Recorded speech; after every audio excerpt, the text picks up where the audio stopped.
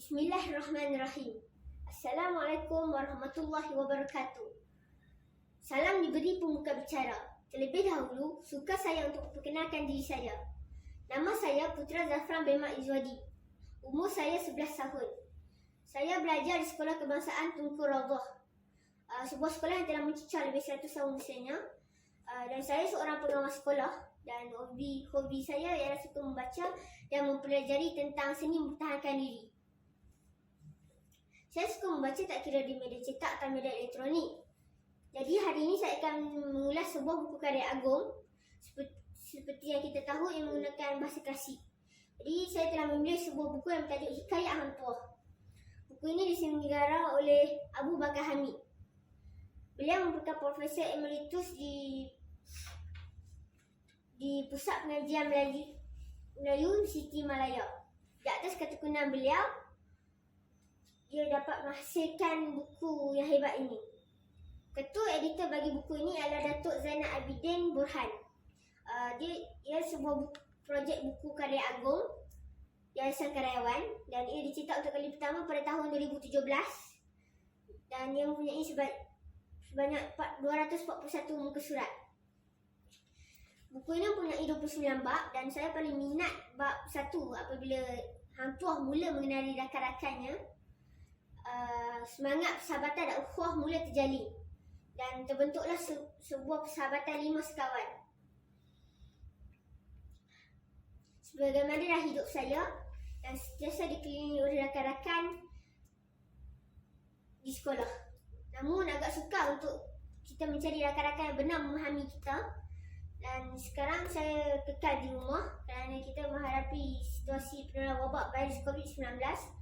Dan saya masih lagi dapat berhubung dengan rakan-rakan melalui telefon bimbit. Hikayat Hang Tuah mengemukakan pengalaman-pengalaman hidup yang tulen dan disuburkan berunsur-unsur mitos, rekaan dan membesar-besarkan peristiwa-peristiwa yang melibatkan Hang Tuah. Hikayat Hang Tuah juga turut menceritakan tentang latar belakang Hang Tuah dan misalnya pengenalan ahli keluarga. Dan Merdu merupakan ibu kepada Hang Tuah dan ayahnya pula bernama Hang Mahmud. Hang Tuah berasal dari Sungai Duyung dan dia dari kalangan rakyat jelata sahaja. Ayahnya Hang Mahmud menyara keluarganya dengan berkedai dan mencari kayu. Sewaktu saya membaca buku ini, saya melihat banyak watak-watak yang tak pernah saya ketahui seperti Raden Inu Wijaya Lantaja, Sang Jaya Lantaka, Patih Kermawijaya dan lain-lain. Dan ini juga merupakan pengetahuan baru untuk saya. Penulis menggabungkan antara satu bab ke bab yang lain untuk memastikan pembaca memahami kisah hikayat Hang Tuah ini. Sewaktu kita membaca kisah hikayat, kita tak boleh mengharapkan cerita yang sama kerana ia berlaku di alam yang lain dan asing daripada alam yang kita kenali. Ia amat menarik bagi saya kerana peristiwa-peristiwa besar yang melibatkan Hang Tuah tidak pernah dialami oleh manusia biasa, dan sifat kepewiraan dan kehebatan Hang Tuah sering saja diperbesar-besarkan sehingga sukar untuk dipercayai.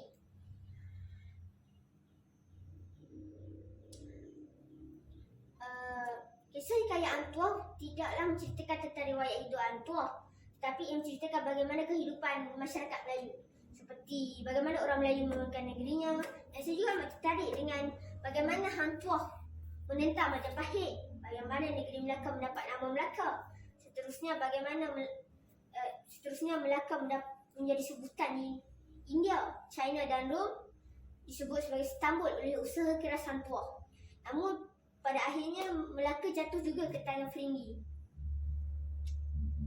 Antara pengajaran yang saya dapat daripada hikayat Hang Tuah adalah semangat persahabatan 5 sekawan. Ia dapat saya praktikkan bersama kawan-kawan, dan antara khususnya antara sayangnya Hajebat terhadap Hang Tuah sehingga sanggup mendahaka kepada raja kerana kecewa sahabat dia dibunuh. Jelas semangat setiap kawan terpancar dalam hati mereka. Jika menjadi seorang pemerintah yang tidak adil, ia boleh mencetuskan huru-hara di dalam sebuah pemerintahan. Dan pengajaran ini pula yang saya terapkan di dalam hati. Sebagai seorang pengawas sekolah, saya tidak boleh bertindak tidak adil terhadap murid-murid dan kawan-kawan saya kerana ia menyebabkan cemburu dari hati antara kawan-kawan. Sikap taat amatlah ditututi, tapi jika ia tidak benar, kita tak harus turutinya. Sebaliknya, kita harus cuba membaiki keadaan tersebut.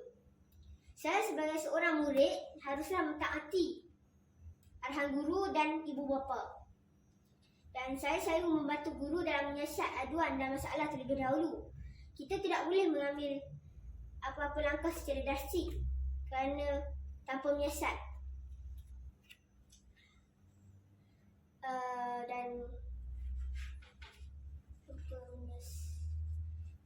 Sekiranya kita mempunyai kekuatan dan kelebihan, seharusnya kita perlu membantu orang yang lebih susah, sebagaimana Hang Tuah membantu orang yang lebih susah.